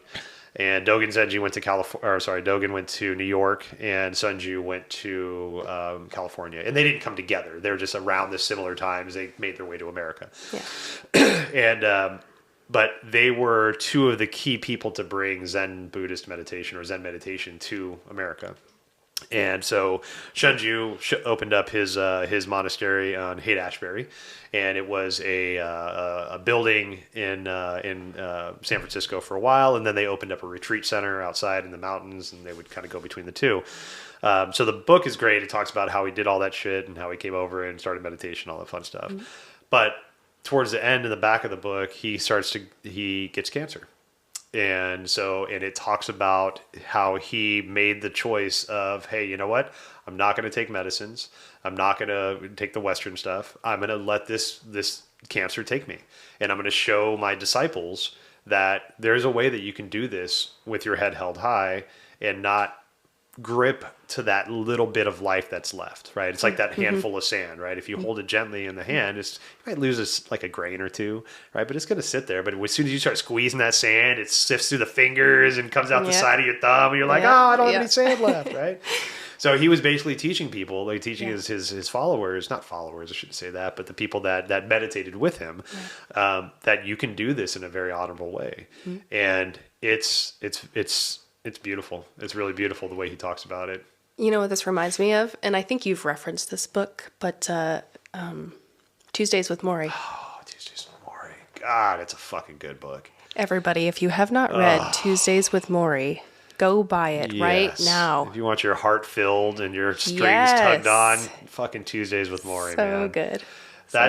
That's beautiful. Thank you for bringing that one up again. Yeah. And so basically the synopsis of Tuesdays with Morrie is you have this this person that has, made it in life, right? And they're like running from from work to work and meetings to meetings and all these things. And they've got all the jets and the cars and they're an important reporter and all this shit. And then finds out that one of his college professors, Morrie, is passing away. And it's like, well, shit, that guy was one of the most impactful people in my life. So he started to pull himself away from that go life and start to spend some time with Morrie again. Yep. And you just see how the change happens. His layers start to come right off. Fuck, man. It's so beautiful. Like, what's important is now gone. Like, that meeting. Got to get to that meeting to make the No, dude. I'm going to sit with Morrie and read a chapter in a book and feed him a sandwich.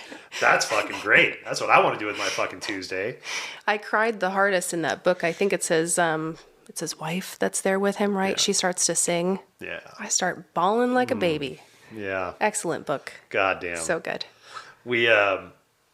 The last thing I'll say about my mom is, those beautiful moments. But my mom used to sing to us. She loved to sing to us when we were kids, even when we were older.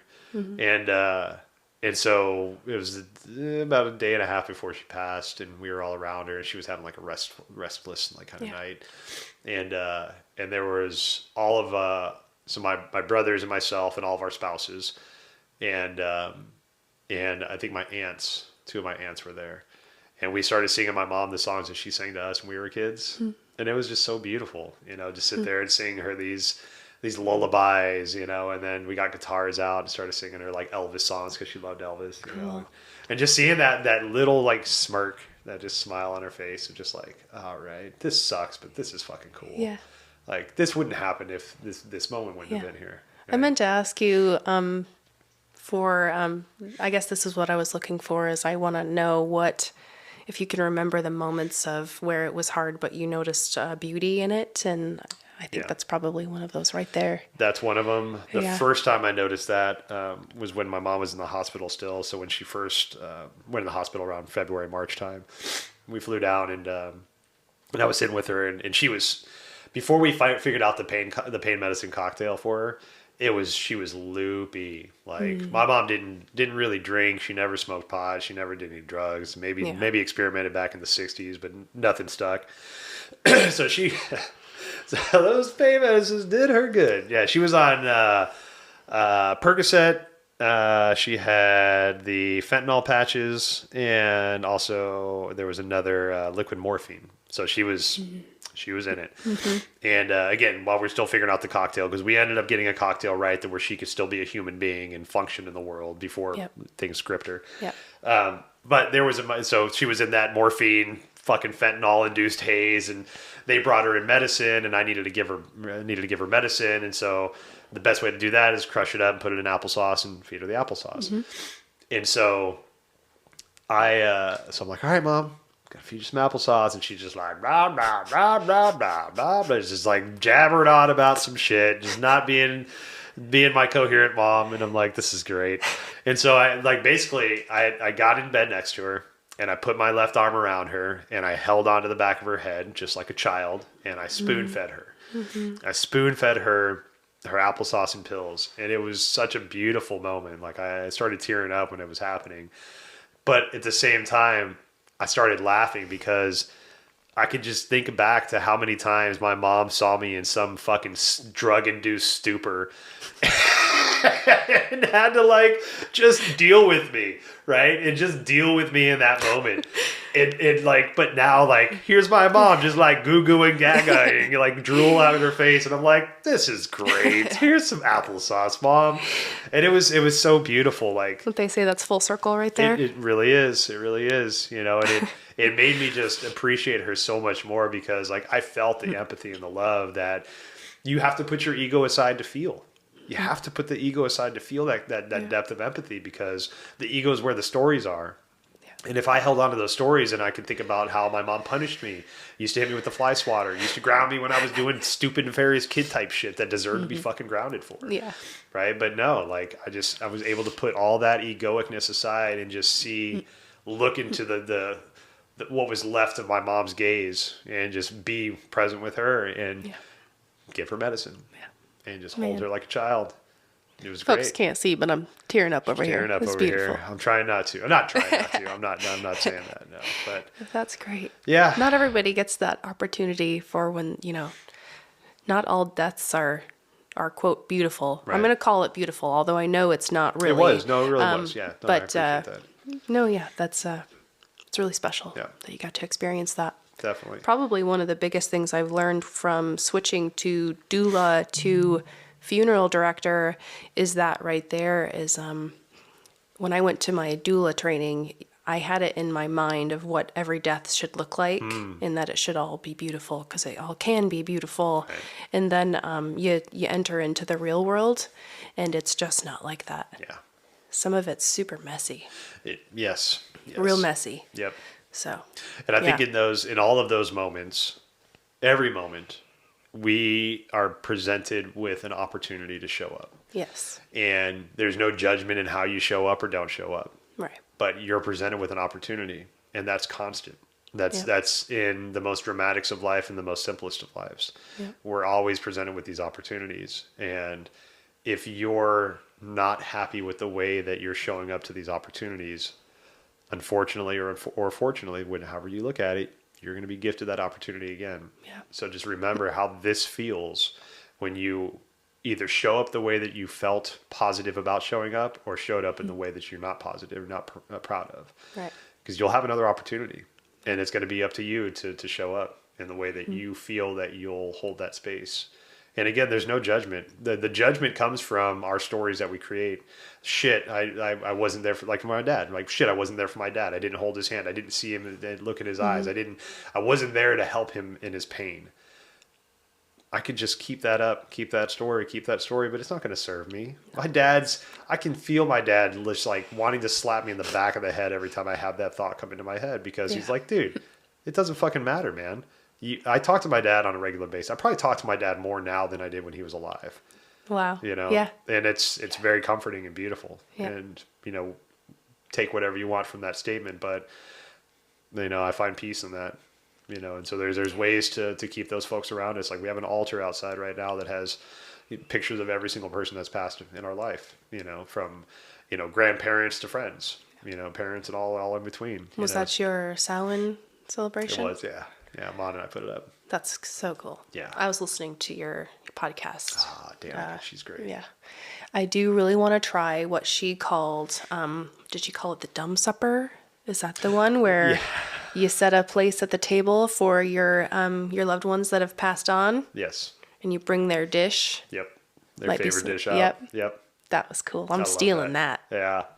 I did some shamanic training with actually another guest that was on not too long ago, Holly West.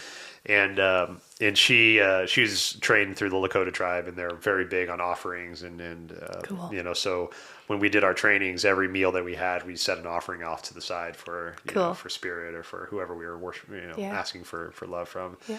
And I've taken that into practice outside of that. Now I have this little table in the front of our front porch that has little cacao and little honey on there, just offerings for the world. Wow. Yeah. Wow. Well. Oh, one more question. Yes. What happened with your mom? What did she ended up What did she end up doing? Was she buried? Was she cremated? Yep, she was cremated. Yep. Okay. And so the cool thing, I guess cool thing, I don't know if that's the right word, but my mom had her wits enough about her leading up to this that she planned a lot of this herself. Like she knew how she wanted to go. And so wanted to be cremated, and she was very happy with that.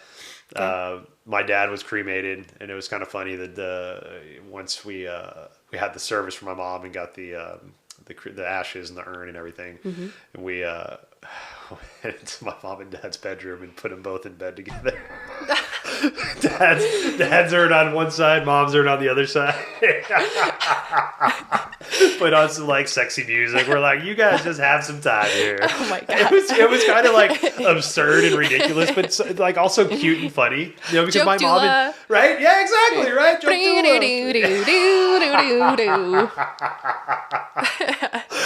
because my mom and dad, they haven't shared a bed together in 14 years. You know, so it's like, hey, you guys get to do the thing. Hey, look at that. Yeah, have fun. Yeah, but no, she was cremated, and we have a little jar of her ashes here. My dad's ashes are coming, and then we have a jar for my all the brothers. Cool. Yeah, so we all have a little. Are you going to use the ashes for the tattoo? I don't know yet. I don't know. There's that idea of putting a little bit of my mom's ashes in the tattoo. And there's also, you can make glass beads out of ashes now. So we're talking about maybe doing that and just having something to carry around. Very cool. But yeah, still finding a way to hold mom at our hearts, you know, in some kind of way. Tattoo is my favorite way of doing it. This might take way too much time, but something I really wanted to do today is maybe plan yours a little bit. Oh, yeah. So, have you gotten clear on which way you want to go? I think you were kind of on the fence last time we spoke. Well, I've joked about being mummified. Wanting to be mummified for a while. You can't be mummified. That's not an option. I don't want my organs ripped out through my nose. Also, sorry, everybody. A Viking funeral is also not legal, so don't ask me to give you a Viking funeral. Not happening. What is that? When they put you out on a raft and they shoot arrows at you? Yes. You can't do that.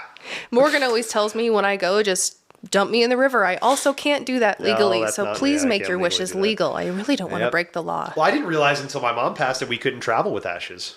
You have to have a declaration of ashes. You can, you just have to have documentation with you. Yeah, and that you can't legally spread ashes because it might interfere with criminal investigations because it have bits of bone flying around. Is that not true? So we've had people, certain cultures that will ask to take the bones after cremation. So like they want to take the bones intact before they're processed. Okay.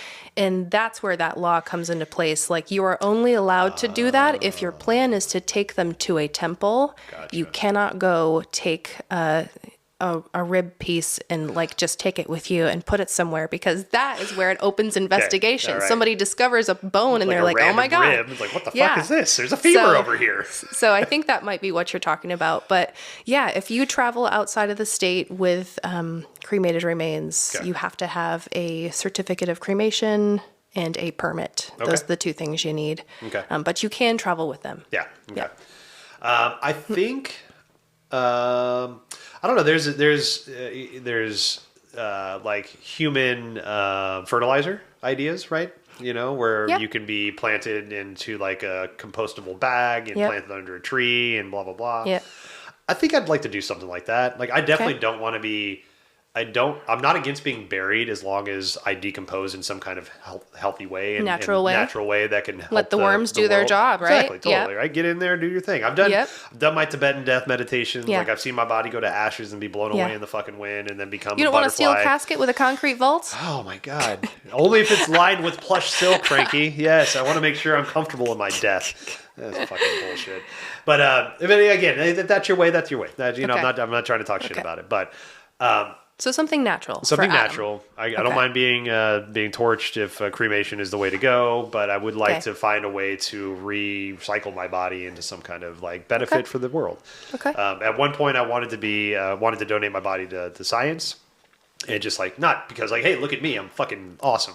But, you know, like, hey, like we might need some organs to deal with and some things like that. Pretty recently, for the first time, I got to experience what they call cryopreservation, and maybe I'm pronouncing that wrong, but someone literally took their body and had it shipped out of the state to be put into a preservation tank.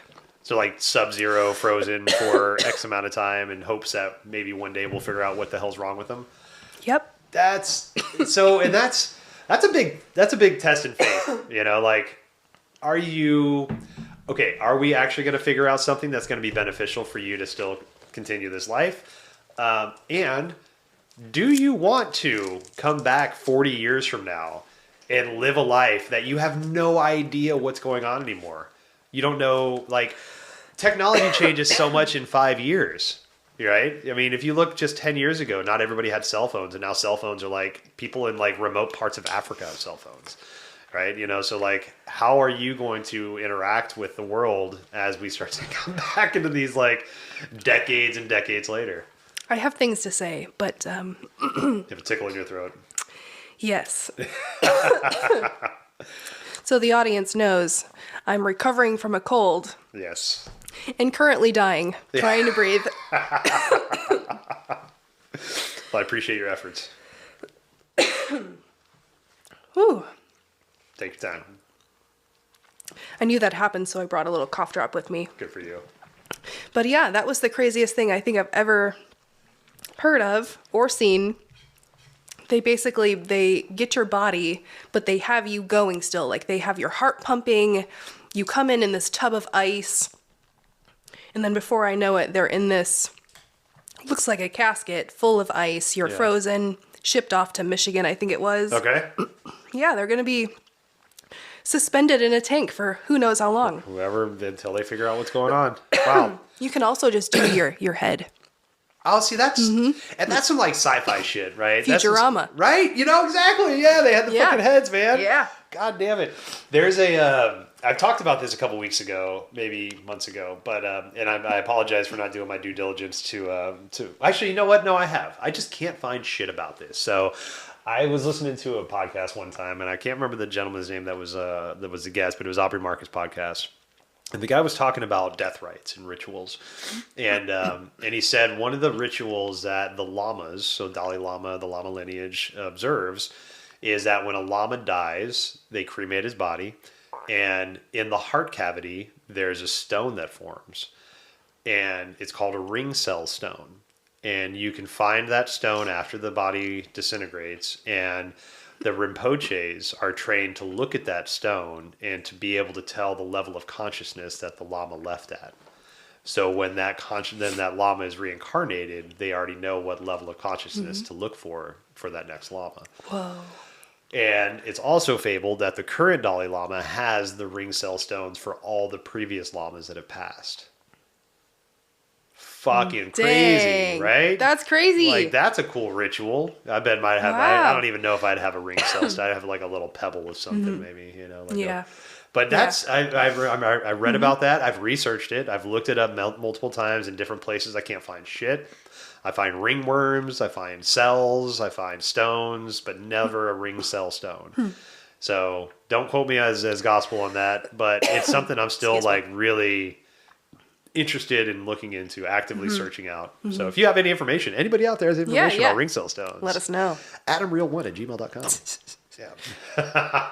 But outside of that, like, I think I really want a celebration. I don't want people to lament my death and be like, oh, we miss Adam, oh, blah, blah, blah, whatever, right? No, like, fucking, my mom, like, we had a celebration for my mom, and it was beautiful. Like, yes, there were tears, there was sadness, but there's outside of did you do a funeral mass? Right? We did, yeah. So at the and then church, a celebration separately. And the celebration separate, exactly. Okay. And so it was beautiful. And I want that. I want to have a celebration. I don't want people to sit around like just crying about me. You know, I'd like to have like, you know, people tell stories, you know, what they loved about, you know, what the thing that I've realized now with the passing of a few people, my mom and then a friend of ours, Scott, that passed away, is the way to remember people, the way that people will never die, right, is to embrace the thing that you love the most about that human being and try to find a way to encompass that into your life. Right? And so with my mom, she had a way to make you feel like you were the only person in that room. Yeah. She would give you the full attention that you desired, that you needed. She would make you feel loved and heard and comforted. But she would do that for every single human being that she encountered. Like Yeah. whether it was like a grocery store clerk or a person she's known for years. Yeah. Like it was just, she just had this way about her. And I think in a way, like all three of our, the boys, we encompass that because it's our fucking mom, right? We learned from that. And my dad was a similar way. Yeah. But that's, you know, those ways, right? We look at what we love the most about that human being and say, okay, I'm going to let that live inside of me. And that spirit of my mom or Scott or my dad or Les or whoever it is going to continue to live on through me in this way. And so by that, they'll never be forgotten. Yeah. Okay. So your body won't be present. You'll have your celebration. Yes. Still just trying to breathe over here. Where do you see this happening? I don't know if I have a preference on that. Like, I'm not really tied to a space. Like, I don't want to, like, I don't need to be in Texas where my roots are. I don't need to be in Washington where my roots have grown to. I don't think of any, like, holy spots that I need to, like, visit or anything like that. No, I don't think that I'm a... No, but I don't know if there's a place that, yeah, like, I need to be... to feel rested. When I go to a Catholic funeral mass, there's always a little bit of me that's like, man, I should be baptized just so that I can have my funeral in this beautiful church. It is gorgeous. Yeah, they are pretty ornate. For someone who never went to church, man, when you go to a funeral mass, it's beautiful. Yeah. It is beautiful. Yeah. Did you guys get to like place, was her casket there? Or was it just an urn? There was an urn, and but there was like a flower presentation and a pedestal. So I got to walk the flowers down and put it on the pedestal and then like kind of step away, and it wobbled, and I went back and I'm like, I don't know if I should let this go. Like, this doesn't seem stable. And like the 97-year-old deacon's like, it's fine. Been using it since '06. I'm like, fucking hell, man. All right. Okay. Maybe some big, beautiful temple we can find for your celebration. I'll be down with that. Like that. Yeah, definitely. I think, and I think that's a good point. Like, I don't know if my services need to reflect me or if I would be more comfortable just having them be able to cater to the friends and relatives and family that I'm leaving behind. Right? I hear you. However, I will say that the more that you leave it up to everybody else, just keep in mind they're going to have to plan that. True. While they're grieving the loss of your ass, which is not going to be easy, Adam. We're going to be a mess. We need to just get this in place now so that we know what's going to happen, and then all right, sir. Okay. Deal. Okay. We're going to have a sound bath. Okay. All right. Any practitioner that wants to be there can help hold the space. Have a sound bath and do some healing work. We'll have grief coaches there if people need to talk. Some breath work coaches there, right? So we'll have Will there be any marijuana? Yes. Yeah, most definitely. Yeah.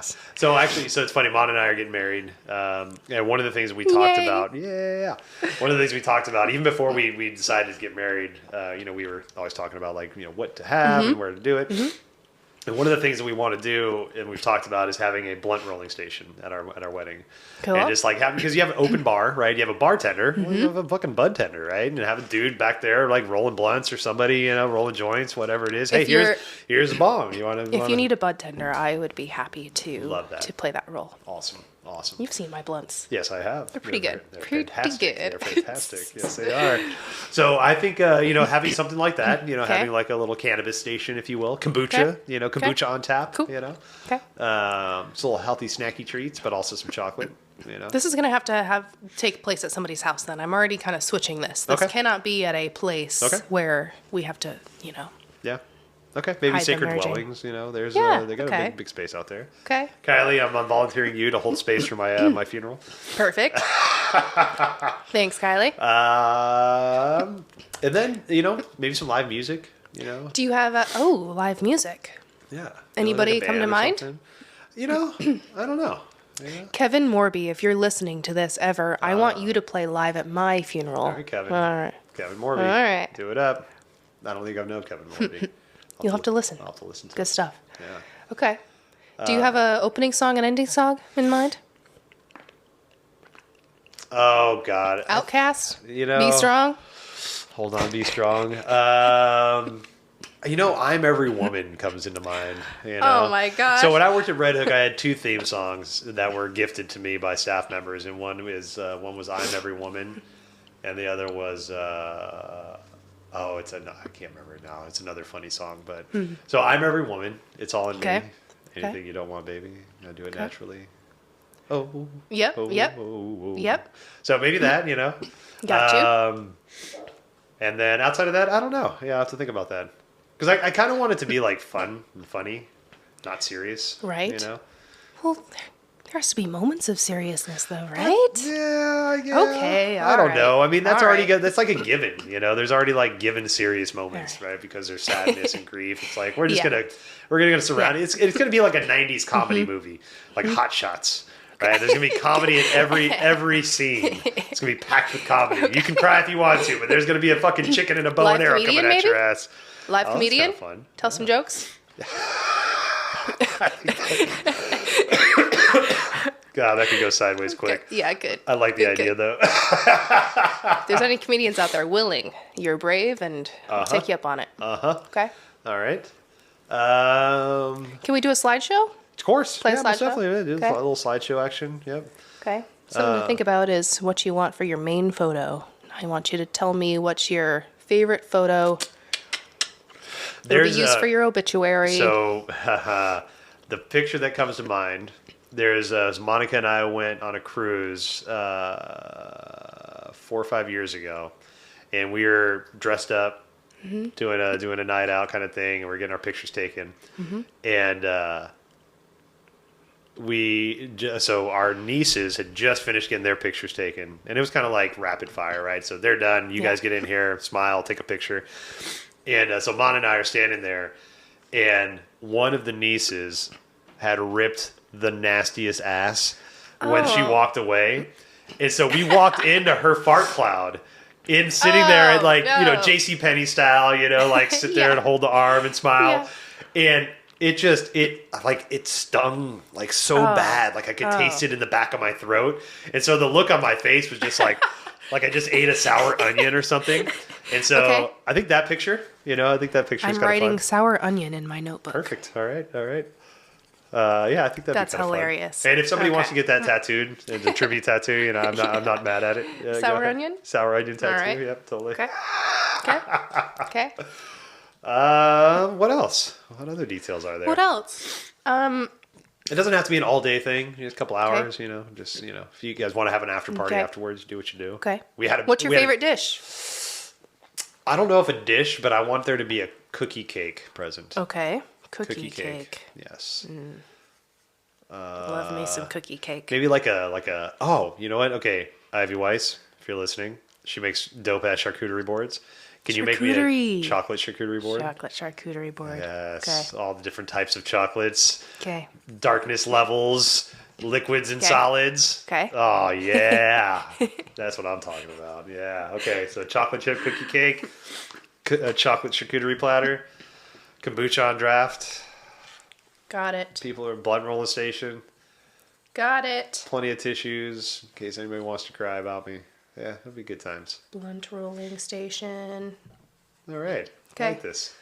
That's fun. Yeah. That's all the fun pieces. Yeah. There's some nitty gritty though. Okay. Some paperwork. What you got? So when you pass your next of kin, Monica, as Yes. your surviving spouse, unless you have another document that exists somewhere that says someone else besides Monica is to handle your funeral arrangements. Right now, it's my oldest daughter because that was all set up before Monica was put in the picture. So, Really? So I once Monica and I get married, I'm transferring over. Is it in a will, or can I ask you about this? How it it's is life insurance. Okay. So basically, life insurance policies and stuff are in my daughter's name, my oldest daughter's name. Okay. As a beneficiary. Got it. Yeah. But do you have a document that says that she is to handle your funeral arrangements? No, It's got to be very specific if it's okay. My fiance and I, my ex fiance and I had wills drawn up, but that's been 12 years. Okay. So yeah, and maybe I'll pause right here because this is also something that probably is the most complicated piece of my job is the law. Okay. And who can handle your disposition or your funeral arrangements. Okay. So in the state of Washington, the top of the list is, it's called a designated agent. Okay. And it has to be that specific language there that, this person is to handle my remains after I die or is to handle my funeral. Okay. Okay. Yep. And then if that doesn't exist, and that has to be a legalized, like notarized, signed document or it's no good, Okay. then it goes to surviving spouse. Okay. And common law is not a thing in Washington. So is I've not. had Yep. I've had that come up too of people like saying that I felt bad for this one couple. They had moved from California where I think there is common law. Yeah. They moved to Washington, assuming that still is their marriage is still intact. But because shit. they're in Washington now, it was no good. So the spouse, or so she believed to be spouse, had no rights to control the arrangement. So this does get messy. Yeah. Wow. So Monica will be your person once you're married. Yes, most definitely. And then just so everybody knows, after that, it's surviving children. Okay. My older brother was appointed my mom's executor of estate and all that Okay. fun stuff. Okay. So like I said, my mom had her wits about her for long enough to get that shit kind of set up. Okay. But that's really important stuff to know. Yeah. So, and oh man, what really sucks is when I'm asking people about, their surviving next of kin is I'll say, did they have surviving children? How many? And they'll say, just one. Well, there's this estranged son that lives somewhere in, Right. wherever. And unfortunately, it still is the law that we have to find that person.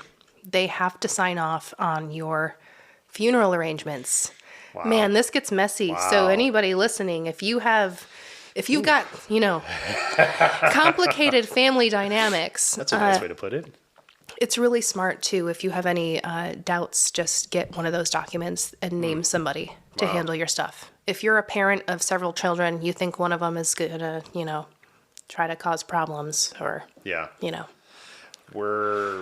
That's good to know. I might have a side conversation with you about that with Okay. something else. Yeah, it comes Okay. up all the time. It's definitely the most complicated thing I run into. Wow. Yeah, I can imagine. Yeah. And you get stuck. You're not really able to move forward. Right. And it's just no good for anybody. Nobody wants Wow. that. So, So with stuff like that, do you recommend people just get a handle on at least what that looks like earlier on in life? yeah. Yeah. Oh, yeah. This is good information that you're putting out here now, but is there somewhere that people can go? Is that like a service that a death doula offers to say, hey, Yes. just to get you ready, here yes. you go. Yeah. Okay. A doula. You could just go see an attorney to write up a legal document for you. Okay. You can also go to your local funeral home where they have documents that they can put in place for you. Interesting. Yeah. So kind of hey, we're going to hold your hand through this process. It might be 20 years from now, it might be tomorrow, Exactly. but hey, we need to make sure that you're set up. Yeah, exactly. Interesting. That's Yep. good to know. Yep. So, anyways, see, there's not fun parts to all Yeah. of this arranging. So Yeah. we've got your next of kin figured out. Monica's going to be your person. Correct. For your death certificate, there's sometimes some questions that are tricky, like obviously she'll need your birth date, your social security number, so make sure it's handy. But your birthplace, sometimes people are caught on that question. Right. Yep. So make sure she has that written down somewhere. Okay. Is that Houston? Detroit. Detroit. Yeah. Detroit, Michigan. I should have known that. Yeah. Not too far from you. Grand Rapids, Okay. right? Is where you were? Hastings. Hastings. Okay. Which is near Grand pull Rapids, the like palm out, yep. 45 minutes from Detroit. Side note, did you see that there is a documentary out called Bad Axe? And Bad Axe is No. in the thumb area. No. And it's about how they weathered the pandemic. Oh, And Bad Wow. Axe is a very small town, smaller than small. It's a very tiny Bad town. Axe, BAD. Just spelled exactly yep, totally Bad Axe. Yeah, I haven't checked it out They yet. wanted it to be badass, but they wouldn't allow it. No, they had to put an X in there. Yeah. So Detroit, Michigan. So I was born in Detroit. Okay. What are some of the other questions, Ed? Okay. So birthplace trips people up a lot, and then also parents' names. So Monica will need your mom's maiden name, full name, and your dad's name. So there's discrepancies about that. Okay. So it's funny because my mom's Polish. Okay. Her last name is Osentoski. Osentoski. Okay. But what we found out recently, like I guess people have known this, what I found out recently is my mom's one of 9 children. And I think 5 of those kids have the OSENTOSKI, and 4 of them have OSONTOSKI. Oh, no. Right, exactly, right? So, like, there's not even continuity between the spellings of the last names on these birth certificates for all 9 siblings. So I can see how that might get fucked up, you know? It does get fucked up. Holy and shit. also, like, you've got adoptive parents versus birth parents. Right, Which ones do you put? But yeah, nobody's going to hunt Monica down and ask her for proof of this information. So she can put whatever spelling of Osentoski that she wants to. Okay. What was your dad's name? William Joseph Reel. All right. Bill Reel. You're welcome, Monica. Yeah, there you go. Yeah, doing all this work already. Hell yeah. Cool. And we still don't know what we're doing with your body, but we know that it's going to be Something eco-friendly. Eco-friendly. Yeah. Okay. Yep. Personally, I'm hovering between wanting a natural green burial, which is what you've described. You basically put the body in the ground. You might have like a bamboo or compostable casket. Yeah. Although the composting thing sounds cool to me too. So I hover back and forth. I don't know which one. I don't know which one I want. Well, maybe by the time my time comes, I'll have a more definitive way to make that decision. Okay. Yeah. All right. But either one. Get clear on that. Yeah. Get clear on that. Those really are the biggest ones on that death certificate that trip people up, is trying to remember where the person was born, what city and state, and then their parents' full names. Right. Okay. Especially like me, I have a dad that passed when I was young. So whoever's to handle me when my time comes, that might be a tricky question of like, oh yeah, what was her dad's name? Right. It can be tough. Yeah, yeah. Once in a while, we have to put unknown in those places. But yeah. Wow. What do you want listed as your... It actually, on a death certificate, will ask for your occupation. Oh, what do you want on that? Huh. Human. Human? I don't know. I don't know if I have a title that I really, because right now I'm practicing healing arts, but I don't like to call myself a healer. Life practitioner. Life practitioner. That's great. Love that. Cool. Yeah. I like that. I think everything is allowed. I don't think anybody goes and asks like there's for a drop down your... box of like, you got 17 things to choose from. Prove it. But I'm not an architect. That's the closest thing to it. Yeah. Okay. Cool. All right. Well, thank you for letting me for helping me flush all that stuff out. Sure. Yeah. Sure. I'm sure there's other things, I'm but sure. Yeah. Yeah. Yeah. Well, sort out your next of kin, everybody. Sort out your next of kin. Know where you were born. Parents' names. Parents' names. And, I think just start thinking about really, I mean, we're all going to die. And if we're not, then just have the expectation, because maybe it won't be in our lifetime. Maybe it will be in our lifetime. Who knows? That we'll figure out that magic pill. And if you want to take it, great. But hopefully it's an option. And like, not everybody has to choose to live forever, because I don't want to fucking live forever. I'm done when my time is done. I'm totally happy with leaving in this world whenever that time is ready. That might change on a deathbed kind of thing, but in my coherent brain right now, with my ego very strong, I'm ready to go. Yep. I'm okay with calling it out, whatever needs to happen. Yeah. And I feel strongly that the people that are here after me that love and support me will find solace in the passing that I have, and will find support with the people that are still around, like my kids, Monica, whoever else is still here. I feel like there will be enough love and support, because this is an open topic in our household. We talk a lot, very openly, about death and what the expectation is. So that's great. Yeah, it's a good conversation to keep going. Definitely. Yeah. My job is fucking awesome for that reason. Every day I step in there and I stare it right in the face, and I leave, and I am grateful for that day that I had. Might make a couple phone calls to the people that I appreciate. Glad they're still around. There you go. And I love that. it maybe shows you how short and quick life can be. And so like, hey, cool, this person's still here. I'm gonna call them and tell them I love them. Yep. Let that be my Tuesday. Yeah. Exactly. Love that. Frankie, thank you so much. You're so welcome. Thank you for letting me talk about this. This is the longest I've talked about this subject since my mom passed, and it's been very healing and very eye-opening and very informative. Yeah. Love you. I love you too. Thank you so much. Thank you. I'll see you soon. That's great. See you soon.